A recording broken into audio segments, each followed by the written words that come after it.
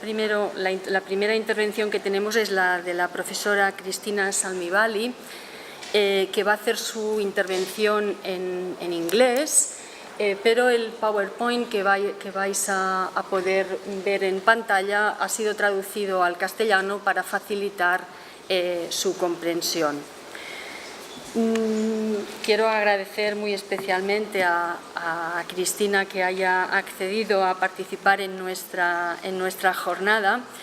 La profesora Salmivalli es docente e investigadora en el Departamento de Psicología de la Universidad de Turku, en Finlandia, y tiene una larguísima experiencia investigadora, sobre todo en el análisis y la prevención del acoso escolar, tanto en su vertiente presencial como en su forma virtual, es decir, en lo que conocemos con la expresión inglesa de ciberacoso, ¿no?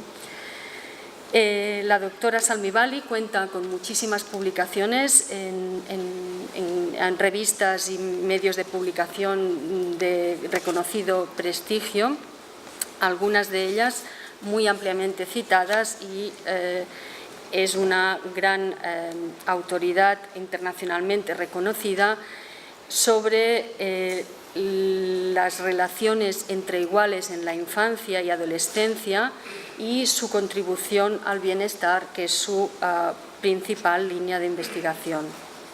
Ha sido también, además, investigadora principal de diferentes proyectos de I+D+D, y es internacionalmente conocida por un proyecto concreto que lidera, y es la investigación que diseñó, aplicó y evaluó el programa Kiva, que es una exitosa herramienta de prevención precisamente del acoso escolar, una herramienta y un programa de prevención que se ha aplicado con gran éxito en la mayor parte de las escuelas finlandesas.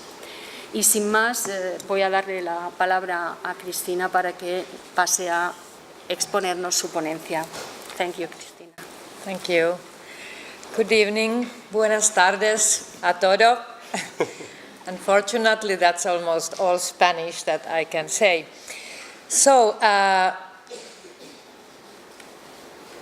for the past 10 years, I have been really focusing on evidence-based prevention of school bullying.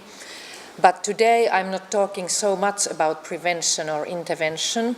I will do that in other occasions during this week and during this visit, so I hope to see you again other days during this week.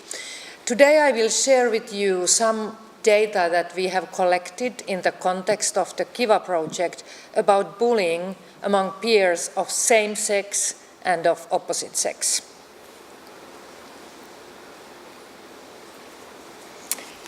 Well, maybe many of you know how bullying is generally defined. Usually we talk about bullying when there is systematic aggression that's targeted at the person who finds it difficult to defend him or herself against the perpetrator. So bullying is different, for instance, from conflicts between two equal children or fights that happen between two kids, even repeatedly, because there is this inability to defend oneself, or often it's called imbalance of power. The bully, the one who is aggressive, is somehow more powerful. It may be physical power, or it may be social power because of superior social status, or it may be that there are many perpetrators, whereas there is one target. There can be many reasons for the power differential, but that's usually considered one defining characteristic of bullying. Another one is that the attacks are repeated. Bullying is something that takes place again and again. It's repeatedly targeting the same person. And then bullying usually is considered proactive aggression. And this means that when someone is bullying another person, she or he is not necessarily having feelings of anger, for instance. It's not that the victim has first done something to insult or provoke, but often it seems to be quite unprovoked aggression, which is not driven by strong emotions of aggression or things like that. It more seems like goal-directed strategic behavior. So the bullying children want to abuse their power to dominate the other. And it's quite clear from the research literature that bullying has several negative consequences for those who are targeted, but also for those who are bullying, and for kids who are both bullied and bullying others. For instance, we know that those who are targeted by systematic bullying suffer from anxiety and depression, and they have a low self-esteem in comparison to other peers. Also, we know that being bullied in childhood by your peers is a significant predictor of depressive symptoms in adulthood, even when controlling for other risk factors for depression. Those who bully others, on the other hand, learn to use aggression to get what they want. So also those kids who are bullying others, they need help to stop this behavior. Otherwise, they learn to use aggression also in other contexts and in other relationships. And it's known that bullying behavior predicts, for instance, criminal offending in adulthood. There are several longitudinal studies showing this kind of association. Kids who are both victims and bullies, often called bully victims in the literature, they are a small minority, but according to many studies, they are really the most maladjusted group of all. So it's quite evident that bullying needs to be tackled. It has many negative consequences. Scientific study on bullying really started in the 1970s in Nordic countries, not in Finland, but in Sweden and a bit later on in Norway. And Dan Olweus, who was first in Sweden and then moved to Norway to be a professor in the University of Bergen, he's the one who's considered a pioneer in scientific research on bullying. And it's quite interesting that the English name of Olweus' book, which he first wrote in 1973, and then it was translated into English, the English name was Aggression in the Schools, Bullies and Whipping Boys. So he only was talking about boys in the title of his book. And this was how it was really in the beginning of research on bullying.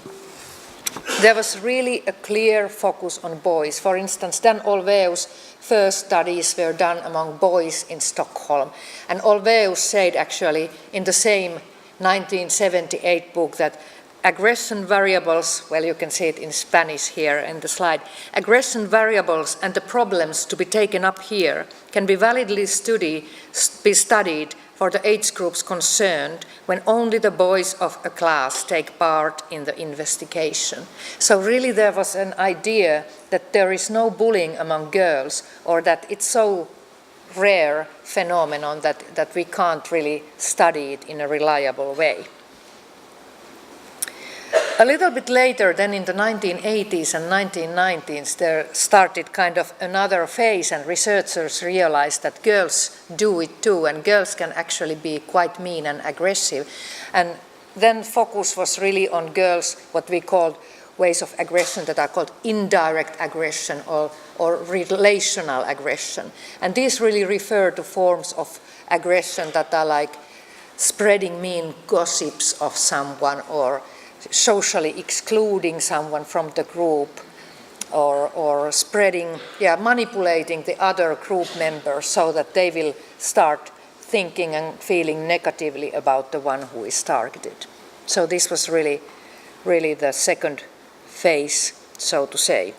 And for a while then, it was kind of the assumption that bullying is mainly within sex phenomenon, that boys have their own peer group and they may bully each other, and then girls have their own peer group and there may be bullying going on there as well, and it's possibly indirect or relational bullying.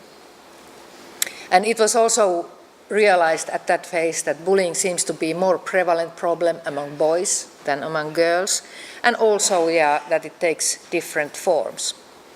However, in the 1980s, when people started to talk about indirect aggression, such as social exclusion and rumor spreading and spreading lies about someone and so on, it was really thought that this is the female way of aggressing, and this is what females do when they bully. But then there were more and more studies coming out that were showing that actually boys can do these things as well. They also socially exclude someone, and they also spread rumors, and they gossip too. So here in this figure you can see actually 11-year-old children from a big sample in Finland, and the 4 different forms of bullying among them. On the left side there are girls, and you can see the different bars representing verbal bullying, physical bullying, which is very low among girls, social exclusion, and cyberbullying. Then you can see much higher bars there on the right side, and they represent boys. And again, from left to right, there is verbal bullying, physical bullying, social exclusion, and cyberbullying. And what this figure tells us is that actually among both girls and boys, verbal bullying is the most common form. And the biggest difference is in physical. So boys are more physically aggressive and they bully physically more often than girls. But for instance, when it comes to social exclusion, both girls and boys do it.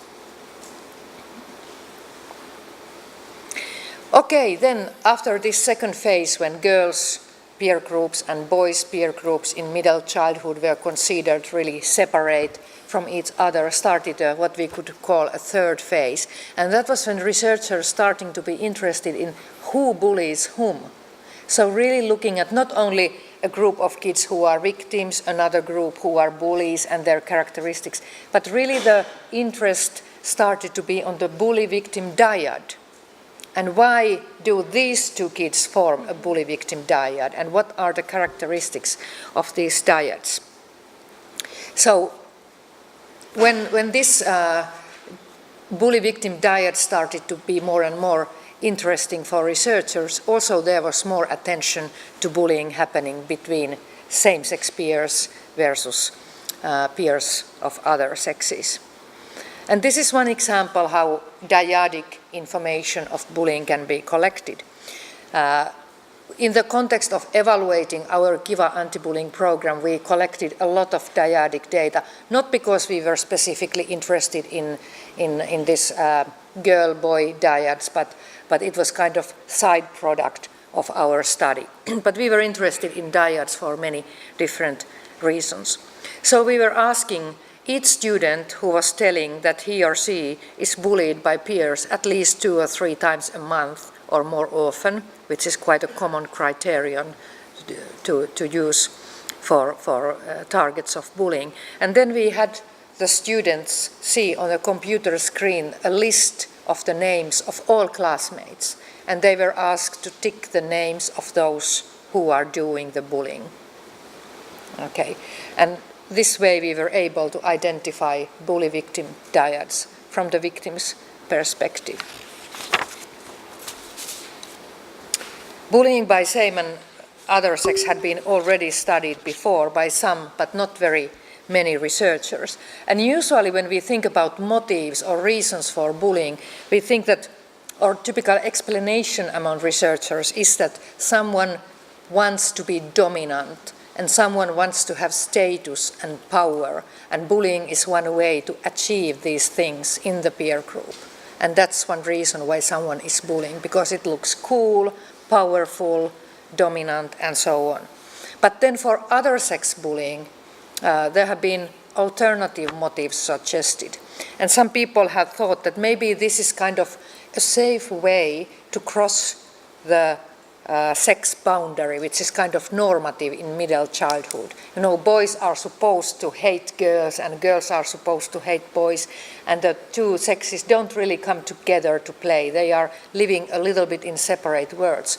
And maybe there is in the same time the motivation to approach the members of the other sex. So some people had suggested that maybe bullying between other sex peers is this kind of a safe way to come to contact with other sex peers without losing your face.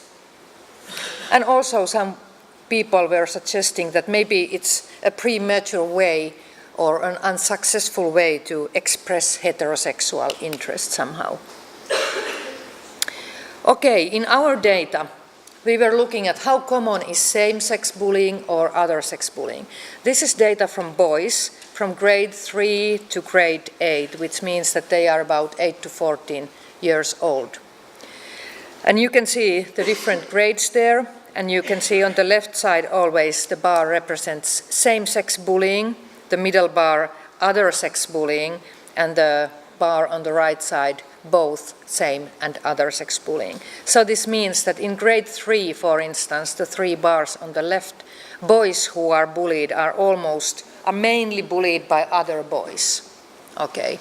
The next bar in the middle shows the percentage of boys in grade 3 who are bullied by girls only. And this seems to be quite rare for a boy to be only bullied by girls. Mm-hmm. However, there are boys who are bullied by both boys and girls, but even they are a minority. So we could say that boys actually mainly who are targets of bullying are victimized by other boys. When we look at data from girls, looks quite different. So you can see that girls, yes, the bar on the left, the red bar, shows that girls also are to some extent bullied by their same-sex peers, but they are as frequently or actually even more frequently bullied by boys. Mm-hmm. And there are many girls who are bullied by both boys and girls. So it seems quite different than the situation for boys. We could say that boys are mainly bullied by other boys, but girls are bullied by both girls and boys. One thing that we were interested in looking at in our group was, are the risk factors similar for same-sex victimization and other sex victimization?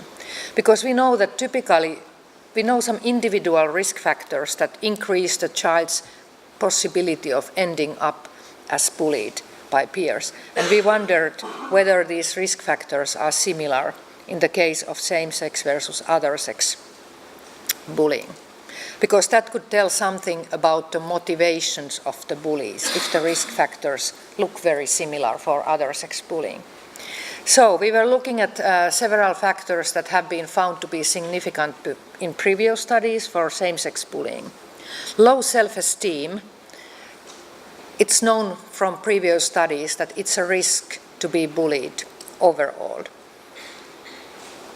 And actually it was a risk for same-sex bullying, for other sex bullying, and being bullied by both same and other sex peers. If you have a low self-esteem, that increases your risk to be bullied by both members of your own and of the opposite sex. Peer rejection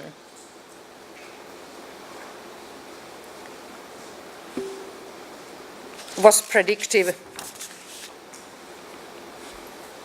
of same-sex bullying, but also of other sex bullying. So it also was similarly predictive of both these forms. Perceived popularity, how cool and popular your classmates think you are, was negatively related to same-sex bullying. There is something weird going on, sorry. And having friends, it was also negatively associated with same-sex bullying and being bullied by both girls and boys, but not to other sex bullying. So having friends was not protecting young people from being bullied by their opposite sex peers. Also, one quite surprising finding, was that now the cross is a bit in the wrong place. This is supposed to be on the line of popularity. So if you were perceived cool and popular among your classmates, that was a risk factor for other sex bullying. So that was very different from same-sex bullying. In our group, we have studied quite a lot of defending. So who are the kids that defend and support their bullied classmates, and how is defending then related to same and other sex bullying? We know it's important because those bullied students who have at least one classmate or schoolmate who is defending and supporting them when they are victimized, they are much better adjusted than those victims who don't have any supporters. So we were interested in same defending behavior and defending relationships within same-sex and opposite-sex peers. So again, we used the same method. Those kids who were bullied, we asked whether there are some classmates who are defending and supporting them when they are bullied and who these might be. What we found about defending was that defending was much more likely among same-sex peers. So it's your same-sex peers who are likely to help and support you if you are bullied. And generally speaking, it was more frequent among girls than among boys. We also looked at the consequences of same versus other sex bullying in one study. We looked at 3 indicators of maladjustment: depression, low self-esteem, and a perception of peers, how you perceive your peers generally. What we found was that same-sex and other-sex victimization were slightly differently related to these adjustment indices. Being bullied by your same-sex peers was more strongly related to a negative perception of your age mates in general, whereas being bullied by members of the other sex was more strongly related to a low self-esteem. And in the longitudinal analysis, where we were following over time the kids who were bullied by their same versus other sex peers, especially among girls who were bullied by boys, perception of peers became more negative over time, and depression increased over time. So, some conclusions. Overall, bullying is more common among same-sex than other sex peers. However, there are sex differences in that, so that boys are mainly bullied by other boys, whereas girls are bullied by girls as well as by boys. Quite interestingly, perceived popularity predicted opposite sex or other sex bullying. So those girls, for instance, who were perceived popular in their class had a heightened risk for being bullied by boys. Otherwise, risk factors were quite similar for being bullied by same-sex versus other sex peers.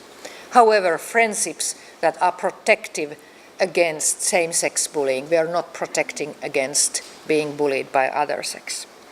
And it seemed in our longitudinal analysis that the consequences of victimization were most alarming for girls who were bullied by boys. Well, our study obviously had many limitations. It was more like a beginning. It was the first study where we started, or first studies where we started to look at bullying in these different contexts, in these different sex constellations. So there are many things actually that should be done in the future.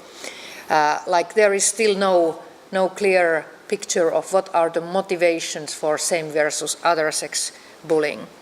What are the forms by which same versus other sex peers are bullied, how they differ from each other, and how often other sex bullying, for instance, that crosses sex boundaries is related to sexual harassment or that kind of problems. We don't know, we didn't ask that, what the bullying really consists of.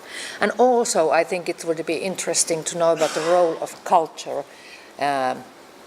related to these issues, like in different kinds of countries and cultures where the relationships between males and females are different or the gender roles are different, what implications this may have for same versus other sex bullying.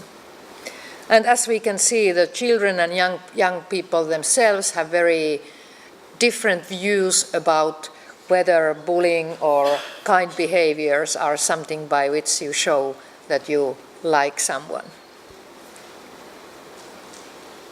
Okay, thank you very much for your attention.